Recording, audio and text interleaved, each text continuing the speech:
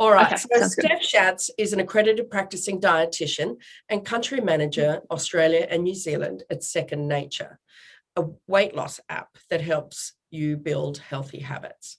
Originally from Brisbane, Steph spent time working in London with Second Nature before moving back here and launching the digital behaviour change program. With a strong interest in women's health and knowledge in weight management, Steph's passion in helping women break the dieting cycle and establish lifestyle changes lifestyle changes that last. Thanks for joining us, Steph. Thank you so much for having me, Lindy. Pleasure. It's been a long time area of interest and concern for me, truth in food labelling. And I'm hoping we can shed a little light on this today.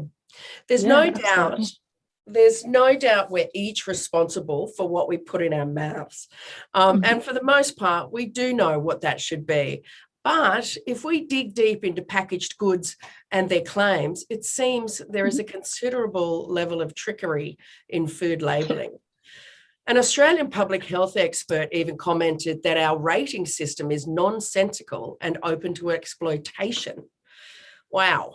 So in your experience and opinion, how is it that a health system, or that the health system of our nation, can be so easily exploited? And how can food labelling be manipulated? Yeah, great question. So I think, firstly, it's really important to consider that the government's trying to put together a health rating system that's really basic and easy to understand. And unfortunately, if you don't have some level of understanding of nutrition or a background in it, it can be actually really hard to understand what's going on. And with the big variety of foods available on the market, having just one code or one system to try and help you pick what's best is going to be really tricky. So it is a bit hard in that sense to try and find a tool that's going to work for everyone without sort of having some basic understanding. But to be completely honest, with the health star rating, it comes down to a few things. So firstly, it's the fact that it is just a calculation. So it's done by a computer. And so that means that when you're putting together a product and you're trying to market it using the health star rating, you can just make a few small changes, whether it's reducing sugar by a gram and increasing fiber by a gram, to try and boost your health star rating if you want to have a better health star rating. But I think ultimately it comes down to the fact that if you're looking for a food based on its health star rating, perhaps you're looking in the wrong spot for healthy foods, and that really we want to go for those foods that don't have any packaging at all. So your fresh fruit, vegetables, proteins, fresh dairy products. So I think, when it comes down to it with the health rating system, it's important to consider what those foods are and how they fit into your diet.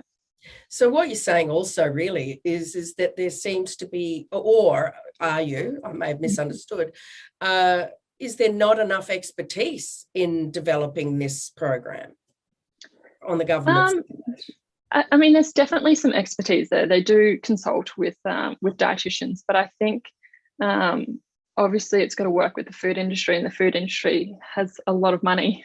So there's a lot of money involved, a lot at stake. So it's but I think it really, and what's probably missing a little bit with the health star rating is that there's no education to the public or community on that. So for example, comparing similar products from a similar category, for example, when you're looking at two different cereals as opposed to comparing a cereal to a meal. Yeah, so we talked about obviously how is it the health system and the level of expertise that's being shared, but what you're saying, of course, is that there are other factors, influencing factors, such as the food manufacturing companies and their level of investment into these programs. Would that sort of explain it a little bit? Sorry, breaking up again for me. Can you hear me? Yep, I can hear you now. Yep. Can you hear me? Okay, I'm not sure how this is going to go, but we'll keep going. It could be a practice. Yeah. All right. Yeah. Okay. So, all right, let's just pick it up from here. So have you got any examples of where products may have been manipulated or the system exploited? I mean, you don't have to use names Yeah. if you don't want to, but by all means. Yeah, okay, great question. I mean, I think obviously there's the health star rating, and so that's one side of things. And for example, there was a company that made changes to its product to increase the health star rating. However, it got such big backlash from the public that it ended up changing back to its original product. And I think that kind of goes to show that when it comes to some foods, you're going to get it regardless of the health star rating. For example, having a 1 star on a Mars bar, that's not going to change my mind or reasoning for having that Mars bar. But I think where marketing can really play tricks on us is when it comes to the claims that they put on the front of packaging. So I think a classic example of this is really sort of gluten-free cereals or gluten-free muffins. You see the sign gluten-free and you typically think that must be a healthier product. But unfortunately, to make it gluten-free and to make it still taste similar to what a regular product tastes like, they do have to add quite a few different things into it. And often that does mean extra additives and a more processed product in the end, unfortunately. And sometimes higher in fat, right? Yeah, yep. So another example is going for low-fat products.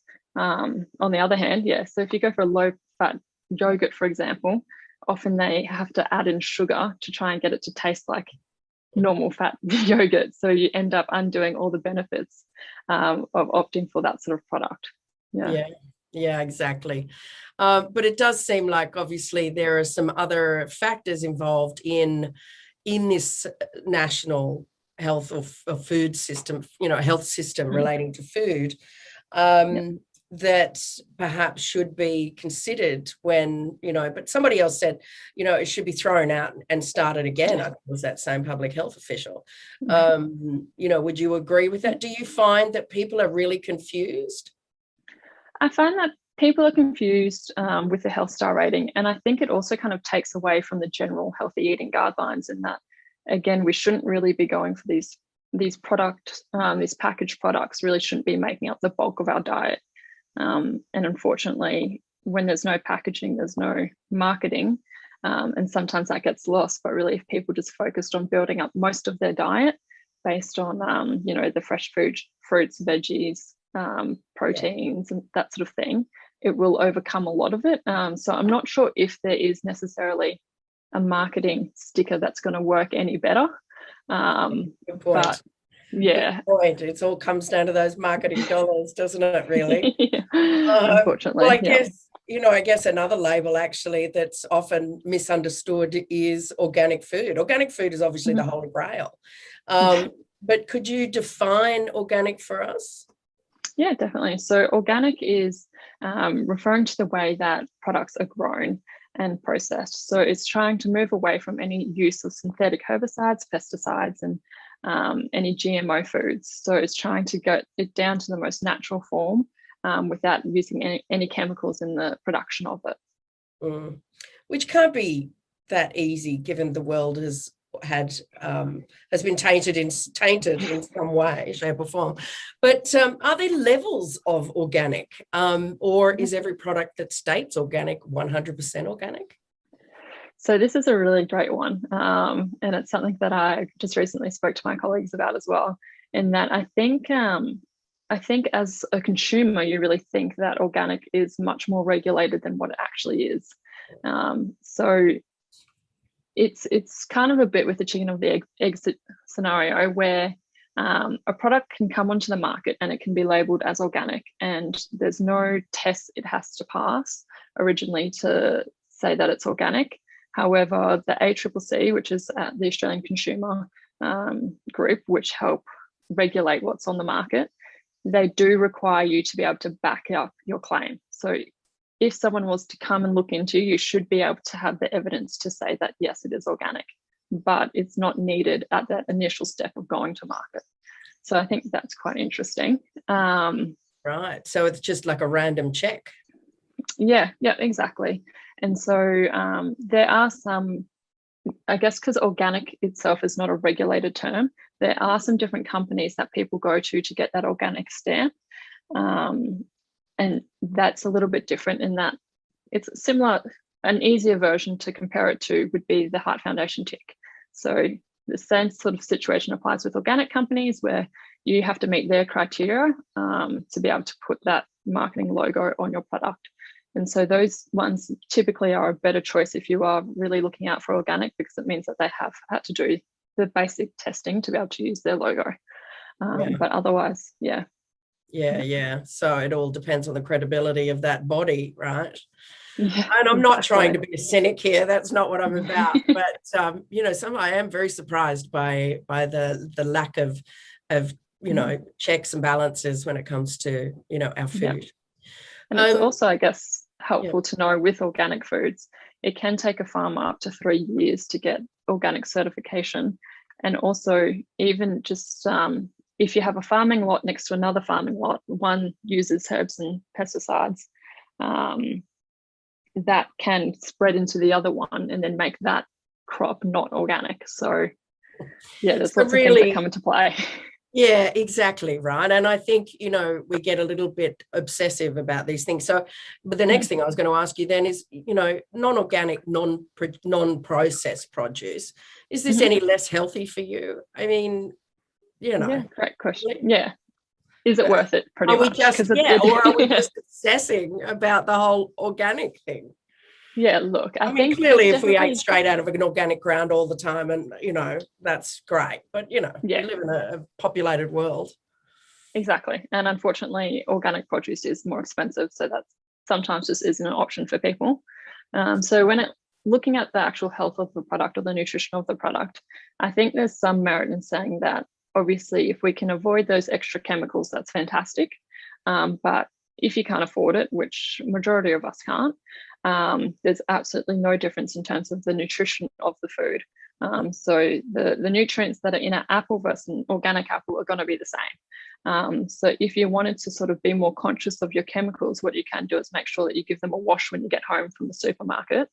So that's a good way of sort of reducing some of the chemicals you might not get in an organic produce. But when it comes down to the actual nutrition, there's really no benefits that have been reported in research yet so far. And what about those chemicals? I mean, obviously they have to, otherwise half the crops would be gone. But are we better at making chemicals that aren't harming us as much perhaps as they would have in the old days? I mean, I think there's definitely a lot more awareness around what we're using on our produce, and so that's always really beneficial. But I think it's worthwhile knowing that if it wasn't healthy for us, it wouldn't be on the market. There would be regulations around it. So you can generally sleep at night knowing that it's not going to do a significant amount of harm. Otherwise, it would have been reported on. Okay. So we can rely on those bodies to be doing the right thing and absolutely. Okay. Doing their checks. All right. Well, we all know that, of course, fresh whole foods are always best, everything made from scratch. But, let's face it, there are times we need or want convenience. So how do we choose well using prepackaged meals, for example? You walk into Woolies or whatever and you choose those. What are we looking for? Great question. So, I mean, obviously, like you say, you can't always eat fresh and prepare your own meals. I can completely relate to that. So I think firstly, what I generally recommend to people is if you can sort of move away from the mindset that you have to get everything in the one meal, this is where you can start sort of doing a bit of combination. So lots of the different supermarkets like Woolworths, Coles, IGA, they all have prepackaged salads that you can get, or vegetables, whether you want to roast them yourself or not. But generally, I would recommend getting some kind of vegetable. It's fresher, usually it tastes nicer as well. And then pairing it with a source of protein. So that can be like your barbecue chicken that you pick up and you can use the leftovers for lunch the next day, or some smoked salmon, rare roast beef. There's lots of different options. So before sort of racing into the prepackaged meal section, you could consider getting a few different options and just combining it. It'll take the same amount of time as getting an all-in-one meal. So I have, taken a leaf out of your book. I do get the odd baked, barbecue chook and throw some salads together. Okay. Love it. So really it is obviously just keeping that, but those prepared fresh foods really are where we want to go. And if you are looking for a packaged option, I think just keeping in mind the general guidelines for building a balanced meal, so aiming for at least half of your meal to be vegetables. Just keeping that in mind when looking at the product. Typically one of the good marketing messages you can look out for is the number of serves of vegetables on a product. I think companies are really starting to move towards that. So aiming for something that has 2 to 3 serves of vegetables at least in it can be a good starting point.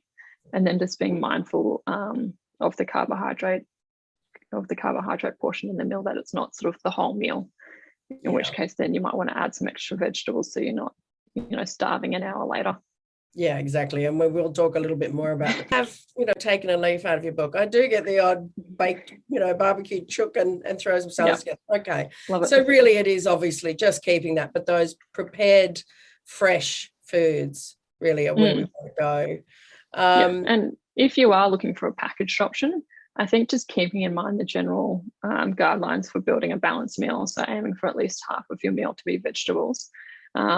Just keeping that in mind when looking at the product. Typically one of the good marketing messages you can look out for is the number of serves of vegetables on a product. I think companies are really starting to move towards that. So aiming for something that has 2 to 3 serves of vegetables at least in it can be a good starting point.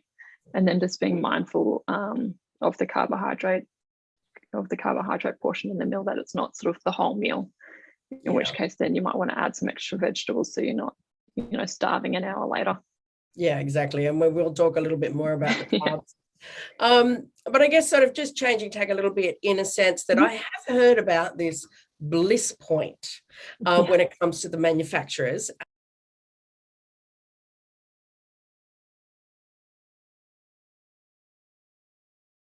And I'm not sure what it is, but perhaps you could explain it a little better. And how could this threaten our own health journey? Yeah, absolutely. So the Bliss Point is a term that was coined by a researcher in America. And essentially it's when there's the perfect amount of fat, sugar, and salt in a product that overrides that natural fullness cue. The delicious amount, you mean? Yeah, exactly. And so it's that combination that leaves you wanting more and more. And in addition to sort of overriding those hunger cues that you would get normally if you didn't have that sort of perfect combination, it also gives you that hit of dopamine. So dopamine is our happy hormone. So an example of when you get a hit of dopamine, which is probably my favorite one because I'm guilty of it as well, is when you have a to-do list and you've written down something you've already done and then you tick it off because it feels really good. Yeah. So essentially it's the same hormone being released when you're eating these foods. So that's why sometimes you can start to associate these foods that meet the Bliss Point as comfort foods, or foods that you go to when you're feeling down and you want a bit of a boost. So so do they manipulate, or do they create recipes that have that? Because it sounds like it's a little bit like having some kind of drug too, right? If it's eating up your dopamine.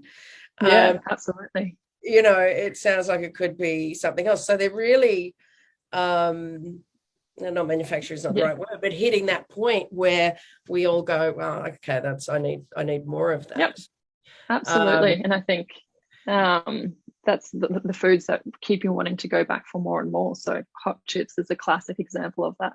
It's salty, it's got the sugar, it's got the carbs and the fat in there, it's deep fried, and you just keep going back for more. And at the end of the day, I think it's important to, keep in mind that the food industry is there to sell you food. That's how they make money. That's what's important to them. And so if they can make a food that keeps you going back for more, then absolutely they'll do that if they can. Whereas hot chips is probably, you might as well go for the hot chips, right? I mean, if you're going to have, something a little bit naughty, it's probably better than some of the things that have got ingredients that you don't even understand. All right. Well, that's interesting about the Bliss Point. So that's been crafted specifically to sell products. All right. So let's talk about that elephant in the room, sugar. There's plenty of evidence to suggest that it's bad for our health, and certainly for my health as a type 2. So it's directly linked to obesity, diabetes, cardiovascular disease, depression, and even cancer. Now, we know that carbs convert into sugar when it isn't utilized correctly, right, through exercise or whatever. Yeah, definitely. if we're looking to improve our fiber content, you know, and sometimes we were always told as we were growing up that fiber's in bread and, you know, Vita Wheats and all biscuits and cereals and things. What else should we be relying on to either to get the healthy carbs and certainly to get the fiber content? Yeah, so I mean, this is going to be a very boring answer, I'm sorry, but vegetables. So vegetables are a great source of fiber, and you know, aside from potato and sweet potato, they're generally pretty low carbohydrate as well. And so if you're making sure that you are hitting your vegetables each day, that's going to help provide you with some fiber. And then other things like nuts and seeds are a great option as well, because they also have the insoluble fiber. Yeah, right. Okay. And there's plenty that we can get out of those by we don't have to eat 10 tons of vegetables every day or, you know, a bucket of nuts or anything. So we don't need trying to improve, you know, increase that level. Yeah, well, that makes sense, right? And I think probably something I was just going to say, when it comes down to improving your fiber, often it's also just including a variety of vegetables. So sometimes if you're not wanting to focus on how many vegetables you have, like a volume of vegetables you're having, you can look at how many different types of vegetables you're having in a day, and mixing it up means you're going to get all those different nutrition benefits as well. Yeah. I feel kind of lucky because I just as much color on my plate, the better, as far as I'm concerned. But I know a lot of people are not like that, and I understand that. All right. So look, coming back to that sort of sweet sugar, if we must have a little sweetness in our life, what are good substitutes? I mean, I've had to go and source a whole bunch of things. Not that I really ever had a sweet tooth, but it's almost like when you're told, you know, you got to get rid of that sugar when you're done. And of course, carbs is the harder part.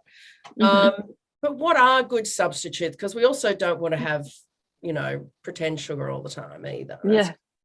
Exactly. And I think that probably highlights why I sit in two boats here, in that sometimes I think having a slice of the real deal cake that you're really craving is better than trying to have a raw slice every day of this other, you know, substitute that isn't going to give you that same satisfaction. Sometimes it ends up being, you know, you're having a whole lot more than you would if you just had that one piece, that one cookie or whatever it might be. So I think there's value in listening to your cravings, having them and really enjoying them mindfully. And then, you know, obviously there are times where you might be craving something sweet that you want to satisfy without necessarily having to go to these processed foods. So in those scenarios, I would recommend looking for naturally sweet products. So things like fruit can be a great option. And then, I mean, for me, my go-to option if I'm wanting something that's lower in sugar but still sweet is berries, whether that's frozen or fresh, with 90% dark chocolate and cream. I find that's a great combination. Keeps me satisfied because it has the fat in there. Yeah. So you were talking about, of course, your 90% chocolate, your berries, and a bit of cream. Yeah, exactly. Having a bit of that fat from the cream, and of course 90%. I mean, I can barely stand 70%. But dark it chocolate, is right? a bit of an acquired taste. You do have to get a bit used to it. But yeah, I mean, I think we're always, you know, we've grown up being pretty scared of fat, but really fat is a great option to include because it does keep you feeling full and satisfied. So yeah, adding a bit of cream is absolutely fine. Yeah. Well, that's a good option, really good option. Okay, so all right. So until recently, and as someone who's been testing for raised sugar levels for the last 25 years, I had a very large baby and I have a family full of type 1 and type 2. But despite that, it was never suggested that I would have had pre-diabetes. I've only heard about this in recent times, and really only since I've been diagnosed with type 2. And you know, my bloods have been, you know, supposedly fine for the last 25 years. And you know, there were a whole lot of other things that sort of became involved with my diagnosis. But I have been speaking to a number of women lately, and there are a lot of them, surprisingly, are all coming out saying they're pre-diabetes. So I think it's really important then to talk about what is it, how do we know if we have it, and how do we manage or reverse it? Yeah, great question. And And look, I can also relate in that I had gestational diabetes. So I can relate with the blood pricking and all of the, tracking your sugars, being aware of things. But when it comes to pre-diabetes, essentially this is where you kind of have all of the risk factors that are leading you towards being diagnosed with type 2 diabetes. So you're not quite there in that you haven't reached the diagnostic checklist yet for having type 2 diabetes, but you definitely have a few of them. So it's, I guess, a time where if you've been diagnosed with pre-diabetes, it's sort of, you need to be aware and potentially start looking at some lifestyle changes to help prevent you from progressing into the type 2 diabetes sort of space. So some of the risk factors are obesity, and then other things. I'd say that's probably one of the main ones, and then also genetics. So genetics is a big one that plays into it, in that if you've got a family history, there is that genetic link in that you could sort of progress into type 2 diabetes as well. So it's really just those risk factors. There's not really a diagnostic element to that, like your blood's not sitting at some kind of level. Because I went to an education seminar, because there's a lot to learn once you're diagnosed. Yep. And one of the educators said to me, I said, look, I was being tested every year because I was very concerned about it. And she said, and she actually said, well, you know what, those tests are really not, unless, you get the 3 monthly, the quarterly HbA1c. Those little pinpricks are really not worth the paper they're written on, or the paper they're written on. So that was, of course, very disheartening to hear that. I was spending 20 years thinking I was in safe land. So it really is just those factors, your weight, your family. They're the key ones. Okay. Yeah, and then your HbA1c, if you do get that tested, that's one to be aware of as well. But I didn't know they tested for that unless you literally were already diagnosed. Yeah, exactly. So it's kind of tricky in that I don't think there's a set standard in Australia. Some GPs will probably be a bit more proactive than others in terms of testing for things, particularly if you're highlighted that you're meeting, a couple of those key things. So it is one of those tricky ones, but if you're aware of some of the key risk factors, which is being overweight or obesity and genetics, that's sort of maybe raising some alarm bells that you can talk to your doctor about it. And maybe if the doctor's not as reassuring as you had hoped, maybe have a little shop around and see if there's another GP that might work for you. And I think that's a really good idea, because I think it probably could have saved me a whole bunch of grief had I been really, because I thought I was doing the right thing. So, but I'm just hearing this whole pre-diabetes thing now, like it's, it's prolific. Really. I mean, it affects a huge amount of people that would fit into that category. So and it's certainly not a condition anybody wants to hit and then have to deal with. It's for sure. All right. Okay. So look, every dietitian and nutritionist and doctor is always going to tell us that we need to eat a healthy diet and exercise. And I get myself all right in there. But what else should we be doing? How can we drill down on that even further? Like, what tools and support, in your experience with supporting women in weight management, things like that, what other tools can we be using we reach out for to help? Great question. And I think it really it isn't as easy as eat less, move more. If it was that easy, we wouldn't be in the scenario that we are at the moment. So I think something really to be mindful here, or something that you really need to delve into a bit more, is your behaviors. So really understanding the why behind a lot of the behaviors that you're doing. So why are you reaching for those foods? Or what are the barriers to stopping you from exercising? And so sometimes that to really understand that and to know how to move past those barriers that come up, you do need that extra support. So working with a dietitian or a health coach to help support you along the way, and sort of delve into a little bit more of the underlying thoughts and processes behind the choices that you're making. So there really is obviously the psychological element to that. It's not just because we think the hot chips are just bloody delicious and nobody's going to stop me from doing it. there's that psychological element about why we need these salt, sugar, fat. Absolutely. Yeah, I mean, I think people, that's probably an area that's missed a lot in a lot of the fad diets or diets out there, in that, sure, you can give me a list of foods that I should and shouldn't eat, but that's not actually going to change the reason for having those foods to begin with. And until you understand, what your thoughts are and what's driving you to make your food choices, and that's developed over years and years, that might be coming down to the fact that when you grew up, your parents told you weren't allowed to have dessert until you finished your plate. Classic one. Yeah. Or maybe after school on a Friday, you got to have an ice cream, and that was the only time was then. And so you know that you're allowed to have these foods, when in fact you're an adult now, you can have an ice cream whenever you want. You don't have to do it because you've done something to deserve it. And so, I think it's really understanding what drives your behaviors, and sort of being aware of those habits that come into play. So something that we do a lot of at the company that I work with is really understanding what your habits are, how to break that habit. It can take some time. There's no denying it. It will take time.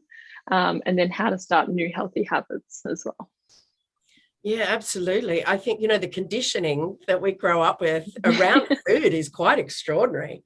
Definitely. It was either a reward or it was never a punishment, really. Well, it was a punishment, actually, because you'd had to eat pumpkin, or you had to eat something or whatever. So there was a lot of that attached to it. And maybe these are the things that we're still hanging out with in our brain. Absolutely. Sort of, okay. Well, that actually makes a whole lot of sense. So like whenever we're looking for a coach, we look for them in business, we look for them in, social element, we look for them everywhere. And probably the psychology behind food is something we really should be looking for. And I think often, sorry, I was just going to quickly mention that I think also when it comes to our health and well-being, we always want to have something that's going to happen quickly. We kind of want a quick fix. But like we're just talking, how it goes back to our childhood, if it's taken that many years to develop these habits, it's going to take a long time. And essentially the ones that do take time are the ones that are going to last in the long term, give you those long-term benefits, as opposed to just a quick fix, which you'll sort of cycle through. Lifestyle change, isn't it, ultimately? Yeah, it's not sexy, but it's not sexy. It's not sexy. Although lifestyle's sexy right now. Yeah. But it is the lifestyle, rather than saying, well, it's a diet for a period of time. It's understanding. And I think we understand what we need to be doing, but we're not sure doing it. We're not. It's not simple. Wow, I think we've just touched the surface of food labeling, as well as what appears to be becoming another epidemic, which is type 2. But it's been incredibly informative. Thank you so much, Steph. I appreciate it. Thank you so much for having me. And we look forward to chatting with you once again another day.